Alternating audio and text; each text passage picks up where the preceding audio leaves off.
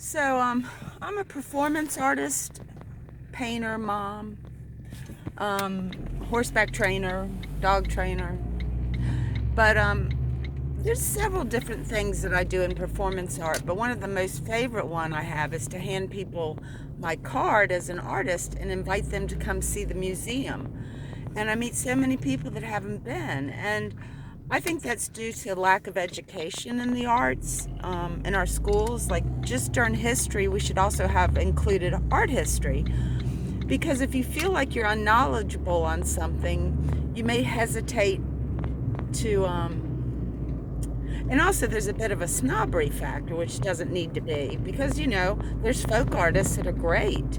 Um, but so I just try to make everybody feel comfortable to come and join us at the museum. Leave your guns at home.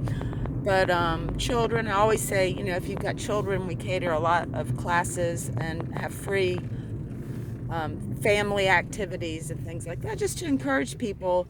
And I've gotten one lady came in, she was crying. She goes, "I can't believe I've never been there." She said she was honestly crying from going to the museum with her kids because she didn't know it existed. And so in the future, if we have more commerce, more education in the arts, that'll employ more artists, and people will enjoy it more if they don't feel like a fish out of water. The more you know about something, the more interesting it gets. And I mean, there's a gazillion billion, I don't know how many, it's never ending. The music, the dance, the arts. So that's a wonderful thing. And different artists bring in different gifts and talents to what they do. So it's a beautiful thing the United States has in allowing us expression, freedom of speech, things like that. And I think Europe, I think London has some good, but pretty much the best artists come from the United States of America because of our Bill of Rights and our Constitution that our forefathers, and mainly Thomas Jefferson, studied the philosophy, so we would have that freedom.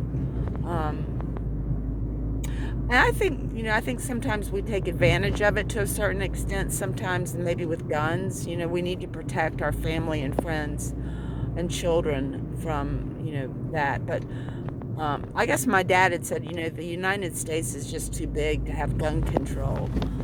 So we got to educate, make sure people have safes to keep their guns in and things like that, so we don't have as many murders. And I think psychology will help too, some art therapy and studying brain health and science, STEM.